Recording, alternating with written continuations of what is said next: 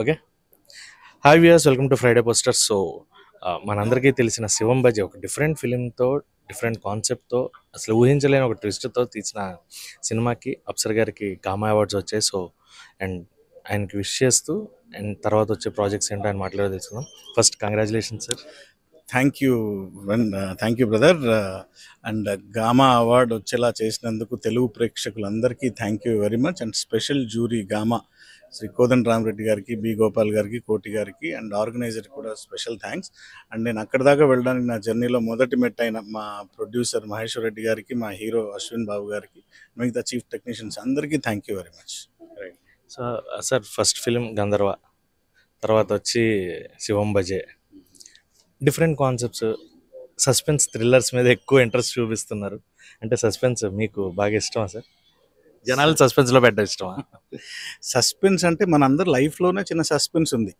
మనం మనం ఊహించేది ఏది జరిగినా కానీ మనం సర్ప్రైజ్ అవ్వము.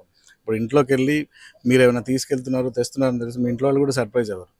ఏదైనా వాళ్ళకి తెలియంది, వాళ్ళు ఎక్స్పెక్ట్ చేయంది ఇస్తేనే బాగా హ్యాపీగా ఫీల్ అవుతారు రెగ్యులర్ లైఫ్లో కూడా. అలాగే ఆడియన్స్ కూడా వాళ్ళకి అన్నీ తెలిసి ఏదో కొత్త ప్రపంచంలోకి తీసుకెళ్ళకపోతే వాళ్ళు దాన్ని అప్రిషియేట్ చేయరు. మనం ఎన్ని సినిమాలు చూస్తున్నాం, క్యూట్గా వాళ్ళని వాళ్ళ బాధలో నుండి బయటికి తీసి కాసేపు నవ్వించడం లేదా ఎంగేజ్ చేయగలిగిన థ్రిల్లర్స్, నవ్వించగలిగిన ఎంటర్టైనర్స్. సో ఈ రెండిట్లో ఏదో ఒక దాన్ని పట్టుకుంటే ఐ హోప్ అందరు మెచ్చుకుంటారని నా ఉద్దేశం. అంటే మీరు కంప్లీట్గా చూసుకుంటే థ్రిల్లర్స్ మీదే వెళ్తున్నారు. ఎంటర్టైన్మెంట్ వైపు ఏమన్నా ఛాన్స్ ఉందా మీ నెక్స్ట్ మూవీస్ కానీ అలాగే? నెక్స్ట్ మూవీ ఎంటర్టైన్మెంట్తో పాటు గట్టి విఎఫ్ఎక్స్ మీద కూడా ప్లాన్ చేశాను. అండ్ కంప్లీట్లీ ఫిక్షనల్ జోనర్లో వెళ్తున్నాం ఈసారి. అంటే మెడికల్ ఎర్రర్స్ అట్లాంటివి కాకుండా జస్ట్ ఫిక్షనల్, ఒక ఒక అద్భుతమైన ఊహ, దాన్ని చిత్రరూపంలో తీసుకొస్తే ఎలా ఉంటుందనే పాయింట్ మీద నెక్స్ట్ కాన్సెప్ట్ రాబోతుంది. అది కూడా కంటెంట్ డ్రివెనే, మరి అలాగని కంప్లీట్గా మనం అనుకున్నదంతా ఆడియన్స్ పైన రుద్దకుండా జస్ట్ కంటెంట్ డ్రివెన్, ఎంత అద్భుతంగా ఎంగేజ్ చేయగలం ఆడియన్స్ని అన్న పాయింట్ మీద నెక్స్ట్ ప్రాజెక్ట్ రాబోతుంది. అంటే నెక్స్ట్ ఎవరు అనుకున్నారు సార్? అంటే ప్రాజెక్ట్ ఏమన్నా డిసైడ్ చేసుకున్నారా? ఎలా ఉండబోతుంది క్యాస్టింగ్ అనేది కానీ? సో అంటే యు ఆర్ ప్లానింగ్ విఎఫ్ఎక్స్ అది అంటే కొంచెం భారీగా ఎక్స్పెక్ట్ చేస్తారు జనాలు కూడా. అండ్ శివం బజీ అనేది ఒక మంచి సినిమా. అండ్ క్లైమాక్స్ అయితే అసలు ఎవ్వరికి కూడా ఎక్స్పెక్ట్ చేయరు. ఆయన కళ్ళ దగ్గర నుంచి కంప్లీట్గా టర్న్ అయిపోతూ ఉంటుంది సినిమా అంతా కూడా. సో అంత పెద్ద ప్లాట్ తీసుకుని అండ్ ఒక మంచి సినిమాని ప్రేక్షకులకు ఇచ్చారు. అలాగే ఇప్పుడు నెక్స్ట్ అప్సర్ గారి నుంచి వస్తుందంటే ఎక్స్పెక్టేషన్స్ ఉంటాయి. సో కాస్టింగ్లో కానీ దాంట్లో కానీ ఎలాంటి జాగ్రత్తలు తీసుకుంటారు? తప్పకుండా. అంటే మీ మీద ఒక ఇమేజ్, ఒక బ్రాండ్ పడ్డప్పుడు గంధర్వాన్ని తీసుకుంటే యాంటీ ఏజింగ్ పాయింట్ అన్నారు. ఒకేలాగుండే తాత మనవాళ్ళు. రెండో పాయింట్ వచ్చేటప్పటికల్లా డాగ్ ఐస్ తీసి మనిషికి పెడితే ఏమవుతుంది, దాన్ని కూడా మెడికల్గా ప్రూవ్ చేశాం. అంటే జీనో ట్రాన్స్ప్లాంటేషన్ అనేది ఒకటి ఉంది కాబట్టి మనకి ప్రూవ్ చేయడం ఈజీ అయింది. అవి రెండింటికి అది వర్కౌట్ అయింది. కంప్లీట్గా దాని వైపే వెళ్ళకుండా, బట్ ఒకటి మనకంటూ ఒక మార్క్ ఉంటుంది. ప్రతి ఒక్కరికి ఒక మార్క్ ఉంటుంది డైరెక్టర్స్కి. మనకంటూ ఉండే ఒక వైవిధ్యత అంటారు కదా, అలాంటి డెఫినెట్లీ ఉంచుకుంటూనే ఇంకా ఆడియన్స్కి ఇంకా బాగా ఎంగేజ్ చేసే ఒక ఎలిమెంట్ని యాడ్ చేశాను. అట్లా డెఫినెట్లీ బాగా వర్కౌట్ అవుతుంది. విఎఫ్ఎక్స్తో చాలా పని ఉంది యాక్చువల్ రాబోతున్న దాంట్లో. అండ్ మిగతా అన్ని సెట్ అయిపోయి త్వరలోనే షార్ట్లీ వాళ్ళు అనౌన్స్ చేస్తేనే బాగుంటుంది. అది తొందరలోనే అనౌన్స్మెంట్ వస్తుంది. Okay sir. అండ్ సార్, మీకు అంటే ఇండస్ట్రీకి వచ్చిన తర్వాత ఒక డైరెక్టర్కి చిన్నప్పటి నుంచి కూడా మనకు ఒక హీరో ఇష్టం ఉంటాడు. ఆ హీరోతో ఎప్పటికైనా చెయ్యాలి అన్న థాట్ కూడా మనకు ఉంటుంది. అలా మీకంటూ ఇష్టమైన హీరో, ఖచ్చితంగా ఈయన్ని నేను స్క్రీన్ మీద చూపించాలి, నా ఫ్యాన్ బయటికి రావాలి అనే హీరో ఎవరైనా ఉన్నారా? జనరల్గా ఇండస్ట్రీలోకి వచ్చేటప్పుడు అందరూ ఇప్పుడు మనకున్న 4 పిల్లర్స్ని చూసే టైం నుండి వచ్చింది. చిరంజీవి గారు, బాలకృష్ణ గారు, నాగార్జున గారు, వెంకటేష్ గారు, వీళ్ళని చూసి చాలామంది హీరోలు అయిన వాళ్ళు ఉన్నారు, ఫిల్మ్ ఇండస్ట్రీలోకి వచ్చిన వాళ్ళు ఉన్నారు. అందులో చిరంజీవి గారు అంటే ప్రత్యేకమైన అభిమానం మా ఇంట్లో కూడా. ఆ, ఆయనతో అని అనుకున్నాను యాక్చువల్లీ. ఆయన ఎప్పుడైనా డైరెక్ట్ చేయాలని ఒక కోరిక. అండ్ ఇన్ టైం, ఇప్పుడున్న టైంలో రీసెంట్ టైమ్స్లో చూసుకుంటే చూసి నాకు బాగా నచ్చే హీరో నితిన్ గారు. ఆయన ఏంటో ఇప్పుడు కూడా కాలేజ్ స్టూడెంట్ వేసినా కూడా ఇప్పుడు ఆయన అలాగే ఉంటారు. ఆయన ఏజ్ అంటే ఆగిపోయింది. రియల్గా గంధర్వ అంటే ఆయనే. సో ఆయన ఇంకా లాడ్ ఆఫ్ యంగ్స్టర్స్ చాలామంది ఉన్నారు. సో ఎవరితో అయినా అవకాశాన్ని బట్టి ఉంటుంది. సినిమా సక్సెస్ అయింది, ఆ తర్వాత వచ్చే నెక్స్ట్ అన్ని ఈక్వేషన్స్ అన్నీ కలవాలి. ప్రొడ్యూసర్ ఈక్వేషన్స్ కలవాలి, వాళ్ళ ఈక్వేషన్స్ కలవాలి. ఎన్ని అయితే వర్కౌట్ అవుతాయి. మనం అనుకోవడానికైతే మెగాస్టార్ ఈజ్ మై చాయిస్ అంటారు ఆయన. సో ఒకవేళ మెగాస్టార్ గారితో చాయిస్ వస్తే, నిజంగా వస్తే ఆయన్ని ఏ రకంగా, అంటే చాలా మంది మైథలాజికల్ అంటారు, కొంతమంది యాక్షన్ అంటారు, ఇదంటారు. అప్సర్ గారి పాయింట్ ఆఫ్ వ్యూలో చిరంజీవి గారిని ఫ్యాన్స్కి ఎలా చూపించాలనే థాట్.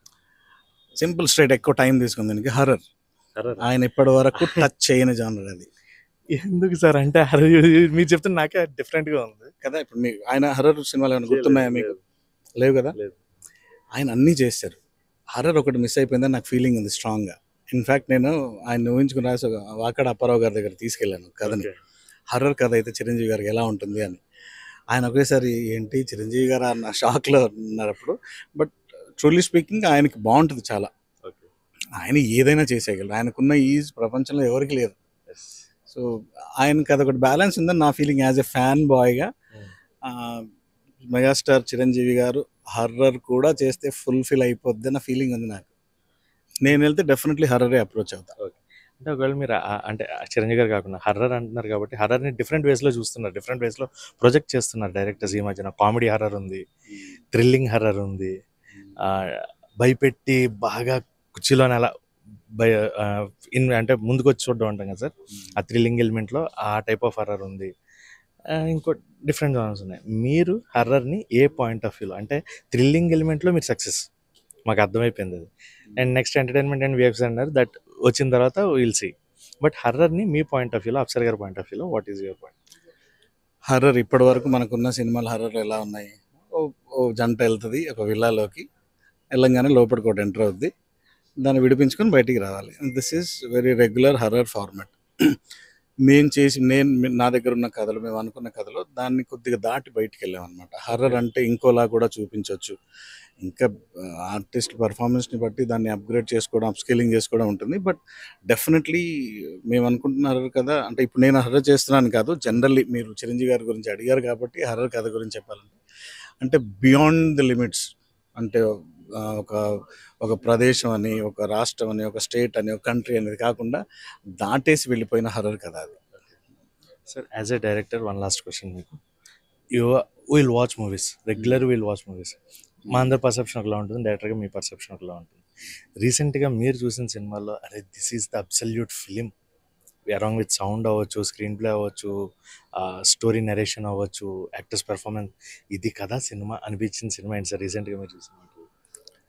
అంటే బీయింగ్ ఏ ఫిల్మ్ ఇండస్ట్రీలోకి వచ్చిన తర్వాత మీకు కానీ నాకు కానీ ఆడియన్గా సినిమా చూడడం మానేసి, మనం ఏ రోజు కెరీర్ స్టార్ట్ చేస్తాము ఫిల్మ్ ఇండస్ట్రీలో, ఆ రోజు ఆడియన్గా మనం చచ్చిపోతాం. మనం సినిమా చూసేది డెఫినెట్లీ ఏం చేస్తాం, ఇక్కడ అది ఉంటే బాగుండేది, ఇక్కడ ఇది ఉంటే బాగుండేది. మనం we're just inspectors to watch. ఇలా ఇన్స్పెక్షన్ చేస్తూ ఒక జడ్జ్మెంట్ ఇవ్వడం మంచిది కాదని నా అభిప్రాయం యాక్చువల్లీ. సో మంచి సినిమాలు ఏంటి, బాగున్న సినిమాలు ఏంటి అనేది ఆల్రెడీ పబ్లిక్ చెప్తున్నారు బయట. సో నేను పబ్లిక్కే ఓటేసి పబ్లిక్ ఏదైతే మెచ్చుకుందో అదే బాగుందని నా ఉద్దేశం. అంటే మీ పాయింట్ ఆఫ్ వ్యూ ఈ మధ్య చూసిన సినిమాలు బాగా నచ్చిన సినిమా అనేది? అన్ని పబ్లిక్కి నచ్చిన సినిమాలన్నీ నాకు నచ్చినట్టే. డిప్లొమాటిక్ అంటే డిప్లొమాటిక్ ఇన్ ద సెన్స్ చూడండి, మనము మీరు కూడా ఉన్నారు, ఓ సినిమాని ఎలా చూస్తారు, ఏం బాగుంది ఏం బాగాలేదు అనే ఉద్దేశంతో చేస్తారు. ఆడియన్ అలా వెళ్ళడు కదా థియేటర్కి, నేను ఎంజాయ్ చేద్దామని వెళ్తాడు. సో మనం ఆడియన్గా చచ్చిపోయి చాలా కాలం అయింది, మనం బ్రతికలేము. అలాంటప్పుడు మనం ఒక సినిమా గురించి మంచి చెడు అభిప్రాయం ఇచ్చే స్థానంలో మనం లేనప్పుడు ఆడియన్స్ ఇస్ రైట్ చాయిస్ అంటాను నేను. Right sir. So all the very best sir. And next movie చాలా గ్రాండ్గా వస్తుందని ఎక్స్పెక్ట్ చేస్తున్నాము. మీ నుంచి ఆ థ్రిల్లర్ మిస్ అవ్వకూడదు అనేది మా పాయింట్. అండ్ చిరంజీవి గారితో మీరు అన్న హర్రర్ అతి త్వరలో రావాలని, బిగ్ స్క్రీన్ పైన ఆయన కూడా మేము అలా చూడాలని మనస్ఫూర్తిగా కోరుకున్నాం. All the very best sir. Thank you for your help.